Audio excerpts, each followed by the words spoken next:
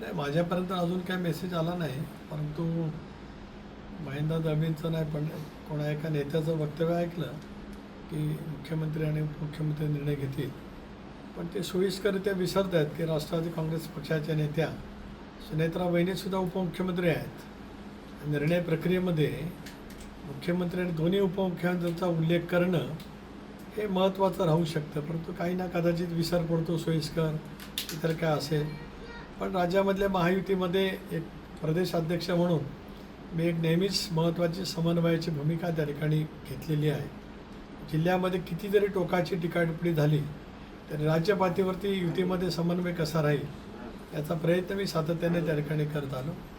या विषयावरती वरिष्ठ पातळीवरती कुठली चर्चा नाही. आता आगामी दिवस हे महत्त्वाचे आहेत. उद्या माननीय देशाचे पंतप्रधान मुंबईमध्ये येत आहेत, ते त्यांचे वेगळे कार्यक्रम आहेत. त्यांच्या दौऱ्याचा आणि जिल्हा परिषदेच्या निवडणुकीचा सुतराम संबंध नाही.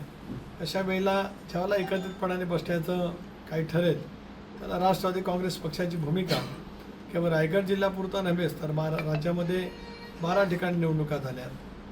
त्यामध्ये मराठवाड्यातल्या धाराशिव, लातूर, परभणी, संभाजीनगर, पश्चिम महाराष्ट्रातील पुणे, सातारा, सांगली, कोल्हापूर, सोलापूर जिथे एखादी सत्ता भारतीय जनता पक्षाची आहे, कोकणामध्ये रायगड, रत्नागिरी, सिंधुदुर्ग अशा 12 जिल्हा परिषदेच्या निवडणुका आहेत. बसू आम्ही एकत्रितपणाने काय चर्चा होते ती बघू. आपल्या जिल्ह्यातील समीकरण वेगळं आहे, पण तरी एकत्रितपणाने बसल्याच्या नंतर नेमकं कोणाला काय अभिप्रेत आहे, काय त्यांना म्हणायचं आहे त्याचा माहिती कळू शकेल.